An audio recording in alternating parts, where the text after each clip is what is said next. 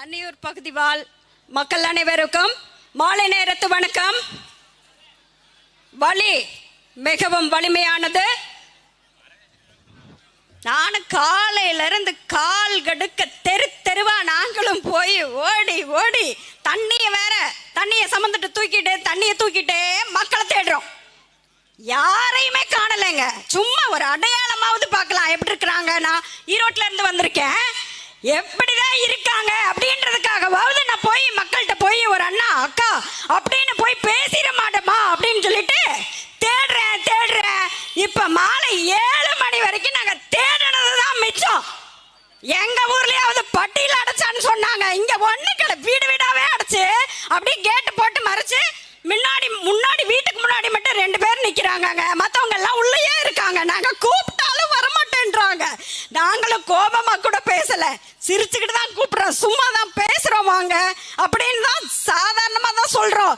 ஆனா 40க்கு 40 ஜெயிச்ச திமுக 40 பாராளுமன்ற உறுப்பினர்களை வெற்றிகரமாக தேர்ந்தெடுத்த திமுக நாம் தமிழர் பிள்ளைகள் எங்களை சாதாரணமானவங்க. எங்களை கண்டு ஏங்க இவ்வளவு கஷ்டப்படுறீங்க? எதுக்கு கொண்டு ஒளிய வைக்கிறீங்க? 40 வெற்றி அடைஞ்சீங்க இல்லையா? உங்களுக்கு அந்த தைரியம் இருக்கணும் இல்லையா? மக்களை அவரவர் வீட்டில் நாங்கள் போய் சந்திக்கிறதுக்கு நீங்க வழி விட்டுருக்கணும்ல. எத்தனை நாளைக்கு ஓடுவீங்க? விட மாட்டோம். அதெல்லாம் முடிஞ்சு போச்சு. அப்ப நான் இன்னைக்கு வந்து இந்த ஊர் முழுக்க சுத்தி பார்த்திருக்கேன். ஆனா மக்கள் சுதந்திரம் பெற்று இத்தனை ஆண்டுகள் ஆகியும் 50 ஆண்டுகளுக்கு முன்னாடி எப்படி இருந்ததோ அதே நிலையில அடி பெறலாம அப்படியே வச்சிருக்கிறீங்களே. நீங்க வாக்கு வாங்கி மதிப்புமிக்க மக்கள்கிட்ட வாக்குகளை வாங்கி ஜெயிச்சு அப்படின்னு சொல்லி நீங்க நாடாளுமன்றம் மக்கள் மன்றம் எல்லாத்துலயும் எல்லா இடங்கள்லயும் அரசியல்வாதிகளா இருக்கிறீங்க. என்ன பிரயோஜனம் இந்த ஊர் மக்களுக்கு? இந்த ஊர் மக்களுக்கு என்ன கிடைச்சிருக்கு? 50 ஆண்டுகளுக்கு முன்னாடி இருந்த மாதிரி இந்த மண்ணை வச்சிருக்கிறீங்களே, இதுதான் உங்கள் அரசியலுடைய, இதுதான் மக்கள்கிட்ட நீங்க வாக்கு வாங்குற நோக்கமா? இது இப்படிதான் வச்சிருப்பீங்களா? அது எப்படி? உங்க கார் மட்டும் நான் இன்னைக்கு 500 கார்களை கடந்து வந்திருக்கேன். ஒரு காரும் 1 கோடி 2 கோடி அந்த வரைக்கும் நீங்க பயணிக்கிறீங்களே. மக்கள் கீழே ஒரு பெண்மணி 2 மாடு பிடிச்சிட்டு போறாங்க. கீழே அந்த புடவையில 2ஆ கிழிச்சு பாதி கீழையும் மீதி மேல வேற கலர்லயும் போட்டிருக்காங்க. இதுதான் மக்களை வந்து நீங்க செம்மாந்த வாழ்வாங்க வாழ வச்சிருக்கிறதுக்கு உண்டான அர்த்தமா? வெக்கமா இல்லையா உங்களுக்கு? எங்களை விடணும்ல, எங்க கொள்கைகளை மக்களை சந்திச்சு சொல்றதுக்கு எங்களை அனுமதிக்கணும்ல. எதுக்கு உங்களுக்கு இந்த திருட்டு புத்தி? எதுக்கு? எத்தனை நாள் இப்படி ஓடி ஒளிவீங்க? விடவே மாட்டோம். தேர்தலுக்கு மட்டும்தான் இனிமேல் வருவோம்னு நினைக்காதீங்க. மாதம் மக்களை நாங்கள் பெண்கள் சந்திப்போம். பெண்கள் வந்து சந்திப்போங்க. நீங்க ஒளி வைக்க முடியாது. நாங்க அடுத்தடுத்த மாவட்டம் தோறும் முக்கியமா இருக்கக்கூடிய பிரதிநிதிகள் வந்து ஒவ்வொரு கிராமமா வந்து சந்திப்போம். நீங்க எங்களை வந்து சாதாரணமா மக்கள்கிட்ட பேச விட்டீங்களா? சரிதான். நீங்க சொல்றத சொல்லுங்க, நாங்க சொல்றத சொல்லிட்டு போயிடுறோம். ஒளிய வச்சீங்கன்னா நாங்கள் பெரும் படையாக திரண்டு மாசம் சந்திப்போம். புரியுதா? சரி கிடையாது. சரி செஞ்சுக்கோங்க. இத்தனை வருஷமா ஏமாத்துற மாதிரி இனிமேல் உங்களால எதுவும் செய்ய முடியாது. இடைத்தேர்தல் என்றால் மக்கள் சந்தோஷப்படுவாங்க. 500 கிடைக்கும், 1000 கிடைக்கும், 5000 கிடைக்கும், 2000 கிடைக்கும், 20000 கிடைக்கும் அப்படின்னு சொல்லிட்டு மக்கள் சந்தோஷப்படுவாங்க. ஆனா இந்த மண்ணில் பிறந்த ஒழுக்க நெறிமுறையுடன் வாழ வேண்டும் என்று நினைத்த ஒரு பெண்மணியான இந்த அம்மா மட்டும்தான் அழுவா. அது இடைத்தேர்தல் ஈரோட்டில் நடந்த கொடுமை. அது உங்க எல்லாருக்கும் தெரியும். அது யார நிகழ்த்தினாங்க நினைக்கிறீங்க? உங்களை எல்லாம் ஒளிய வைக்கக்கூடிய திமுக இருக்கு இல்லையா? அதே திமுக காரன் தான். தாய்மாமன் என்கின்ற திமுக காரன் தான். நான் வயிற்றில் பெற்று இந்த மார்பில் பால் கொடுத்து கை பிடித்து நடைப்பழக்கிய என் 2 செல்வங்களையும் கொலை செய்தவன் தாய்மாமன் என்கின்ற திமுக காரன். திமுக என்பது மக்களுக்கு நல்லது செய்யக்கூடிய விஷயம் என்று நீங்கள் நம்பாதீர்கள். அவர்கள் துரோகிகள்.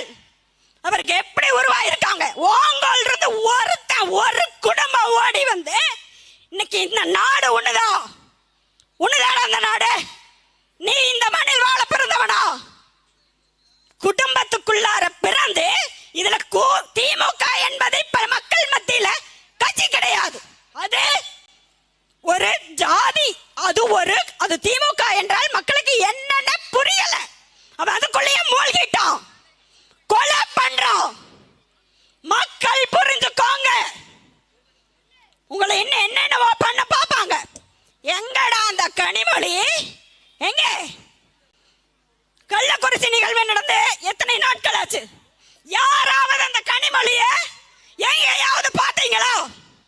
அப்படியே உருகி உருகி உங்கள் எல்லாத்த முன்னாடி அந்த கனிமொழி பேசிய பேச்சு என்ன?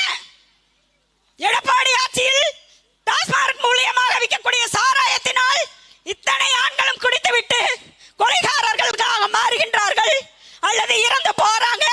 டாஸ்மார்க் சாராயத்தால தான் எல்லாரும் இறந்து போறாங்க. விதவைகளின் எண்ணிக்கை அதிகமாகி விட்டது அப்படின்னு சொன்ன கனிமொழி எங்கே? தேடி கண்டுபிடிங்க. கூப்பிட்டேங்க, முன்னாடி கொண்டு வந்து நிறுத்துங்க. பதிவு இருக்கு, ஆதாரம் இருக்கு. நான் வர்ற கேள்வி கேட்க எனக்கும் அந்த நிலையை கொண்டு வந்து விட்டுட்டாங்க. மோசடி கும்பலை நம்பிட்டு நாங்க கூப்பிட்டு கேட்கிறோம், அம்மா வாங்க, சும்மா தான் பேச போறோம். குனிஞ்சிட்டே போறாங்க அவங்க. வெக்கமா இல்ல? வெக்கமா இல்ல? 40 அடிச்சீங்கல்ல, நாங்க 40க்கு 40 ஜெயிச்சிட்டோம். அதனாலதான் எடப்பாடிக்கு வந்து பேசுறதுக்கு வாயே வரல. 40க்கு 40 ஜெயிச்சுட்டு 70 கொன்னீங்க இல்லையா?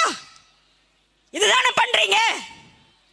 மக்கள்கிட்ட கொண்டு சேர்க்கின்ற அளவுக்கு, மக்களுக்கு வழிகாட்டக்கூடிய அளவுக்கு ஏதாவது ஒரு மக்கள் திட்டம் உங்ககிட்ட இருக்கா? அனைத்தும் மோசடி, நடப்பது அனைத்தும் குற்றம் குற்றம் குற்றமே அழித்தொழிக்கப்பட வேண்டும். வேரோடும் வேரடி மண்ணோடும் புடுங்கி எறியப்பட வேண்டும். நாம பெண்கள் அனைவரும் ஒன்று சேர வேண்டும். இவர்களை வழித்தெடுக்க வேண்டும். 2026 தமிழன் தான் ஆள வேண்டும். தமிழ்தான் ஆள வேண்டும். நாம் தமிழர் தான் ஆள வேண்டும். தமிழ் தேசியத்தின் மகன் தான் ஆள வேண்டும். செந்தமிழன் சீமான் முதல்வராக வேண்டும். இதற்கு எல்லாரும் தைரியமா தன்னம்பிக்கையோட உழைங்க. உங்களோட எல்லா இடத்துலயும் நான் இருப்பேன். என்ன கேக்குறாங்க, 2 பசங்களும் இல்லையே, எப்படி உங்களால் வாழ முடியுது அப்படின்னு. என்கிட்ட தன்னம்பிக்கை இருக்கு. தன்மானத்தை எனக்குள்ள எரிஞ்சுக்கிட்டு இருக்கு. என் பிள்ளைகளுக்கு தேசிய தலைவனை காட்டி காட்டி தான் நான் வளர்த்தேன். செந்தமிழன் சீமான் அப்படிங்கிற அரணையூர்ல பிறந்த அந்த மகன் நாட்டுக்காக அனைத்தும் செய்வான் என்று சொல்லி கொடுத்து வளர்த்த. இன்னைக்கு என்ன நிலைமையில நிக்க வச்சிருக்கு திமுக தெரியுதா? திருந்திக்கோங்க, திருந்திக்கோங்க. வாய்ப்பு ஒரு முறைதான் வரும். என்ன மாதிரி எல்லாரும் இருந்துட முடியாது. எனக்கு கொள்கை இருக்கு, எனக்கு கொள்கை இருக்கு, லட்சியம் இருக்கு. நான் சொன்னதை செஞ்சு காட்டாம இந்த உலகத்தை விட்டு போக மாட்டேன் அப்படிங்கிறது எனக்கும் தேவை. என் சகோதரன் என்னுடன் பிறந்தான் ஆட்சிக்கு வரணும். அதன் மூலியமாக நான் பெருமையுள்ள அம்மாவாக இந்த மாநிலத்தில் நான் வாழணும்.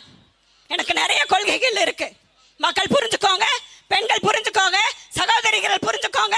அடுத்த தலைமுறையில் நமக்காக திரட்டி கொண்டு வாங்க. தேனீக்கள் போல ஒரு துளி துளி வாக்குகளாக சேகரித்து நமக்கு 2026 நமது வெற்றியை தொட நீங்கள் அனைவரும் பாடுபடுவோம் என்பதனை கூறி நன்றி சொல்லி விளைவேறுகிறேன். நன்றி, வணக்கம்.